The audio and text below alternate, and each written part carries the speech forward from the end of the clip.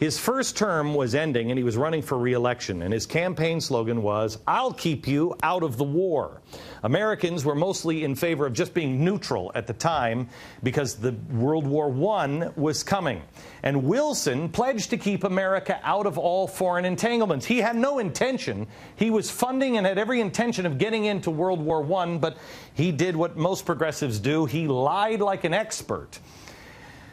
America was not in the war. However, we were selling munitions to the Allied forces, and Germany didn't like it. They wanted to stop the munitions flow.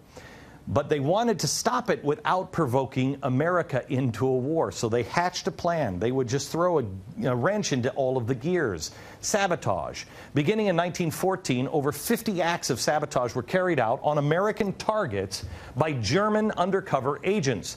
The Germans were desperately trying to stop munitions, the flow from America to the Allied forces. So they started throwing monkey wrenches into everything.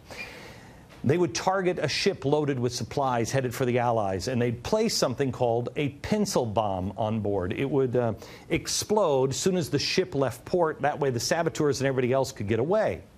This is a picture of a pencil bomb here. This is actually from the 1940s, this picture. But back to Woodrow Wilson. In a few months, just with things like a pencil bomb, they caused $1.5 billion in today's dollars of damage. But one attack stood out from all of the rest, and it happened in an area called Black Tom. It's situated here. This is New Jersey here. Here's Ellis Island, right here. Right here. This is now known as Liberty Park. This is the area of Black Tom. It's where much of the armaments came through that were being shipped out overseas. Over 2,000 tons of munitions were stored there, and security wasn't exactly like it was today. Nobody had to take off their shoes or their pants, or be searched. German spies made this a primary target. Well, the Germans came in and they blackmailed 2 of the night guards, and German agents snuck in the middle of the night into the yard, and they went in looking for the cargo in this operation.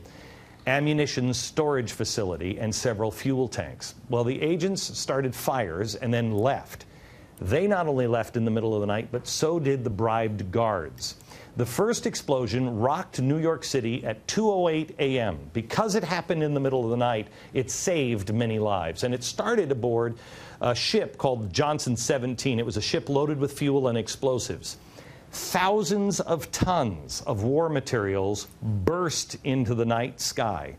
It was the largest blast of many to come, one right after another, all the way almost until daybreak. At the initial blast at 2 o'clock in the morning, people were thrown out of their beds, 2:08, thrown out of their beds. It broke almost every window from Battery Park, which is where the Statue of Liberty is, almost up to 47th Street. Every single window was broken. The blast was felt as far away as Baltimore. It was estimated to register on the Richter scale at about 5.5. Like I said, only 7 people were killed. Shrapnel ripped through everything because these things were going off. Where is it? This is what was exploding. And so when they exploded, they went out like a rocket. This is where the Statue of Liberty was pierced. Did anybody know that the Statue of Liberty was pierced by ammunition? It was. German saboteurs before World War I pierced the bottom of the Statue of Liberty, her dress, her gown, and much more.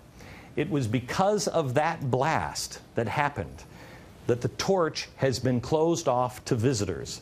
A lot of people will tell you, oh, I've been in the torch. No, they haven't. No, they haven't. They're thinking that they may have been in the torch because they remember the spiral staircase and they went into the crown. But only the Park Service now is allowed to go up into the torch. Remember, the media after 9/11 was telling us, well, an exception of Pearl Harbor, this was the first terrorist attack on the continental U.S. It wasn't. They were first ignoring 1993 and the World Trade Center attack. But that wasn't even the first. It's called Black Tom, the first official attack on U.S. soil. I hesitate to say that it was the first attack on soil because it probably wasn't. If we go back and really look through history, there were probably another one. But the progressives washed it away. Why? Can anyone tell me why they might do it besides the idea of Woodrow Wilson wanting to be reelected? This was the first terrorist attack of this size and significance in New York City. And the only way most people find out about it is if you go down to Liberty Park and you go off the beaten path, you will see this. This is the only mark that we can find. This little plaque in the middle. It's just, you barely even see it. Explosion at Liberty. This is an important piece of history. You need to know history. We can't erase what happened to us on 9/11 because somebody always comes back and uses it to their advantage. It'll be like 100 years from now. People were wandering through lower Manhattan and they'll see this pond and they'll have no idea what happened here. And somebody will tell the story and they'll say, gee, don't you think we should have known this? Why was this erased from history? Woodrow Wilson, again. He was in the middle of re-election. One of his main campaign promises, keep America out of the war.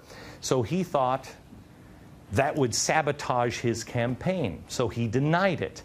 People knew, listen to this part, people knew that sabotage was happening in America. They knew Germans were behind it. It was common sense. According to the CIA, a wave of wartime vigilantism swept the country, with thousands of Americans denouncing their immigrant neighbors and anyone else suspected of disloyalty. But the government, at the time, continued to deny that espionage was taking place because the time wasn't ready for them to throw Germans under the bus.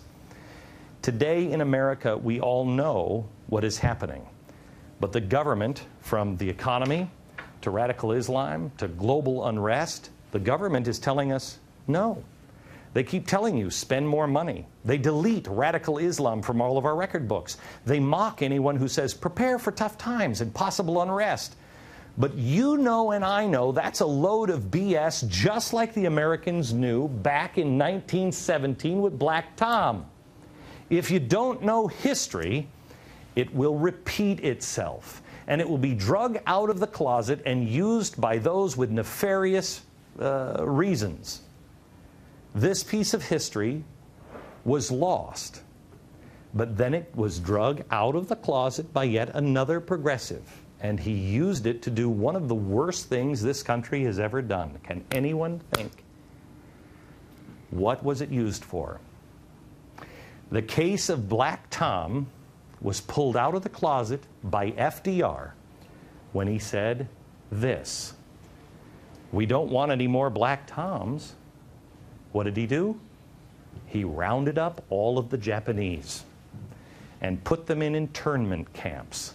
Just because they were Japanese. Hey, you can't trust the Japanese. Look what they did. The Germans did to us. You can't bury the past, because it'll always come back to bite you in the end. One final loose end here. This was at a time where there was no FBI. At the time of the Black Tom attack, Wilson had been briefed many times on espionage activity of the Germans. He knew. In the previous months, he was briefed and briefed and briefed. But according to a Woodrow Wilson biographer who was interviewed on PBS, Wilson knew almost immediately when these things started going off exactly who was responsible. But it wasn't in his progressive agenda. He knew that it wasn't an industrial accident. He knew that it was likely the work of German spies. But just 3 months away from re-election and running on an anti-war platform, he had to suppress this information. He had to suppress the truth. He needed to be re-elected.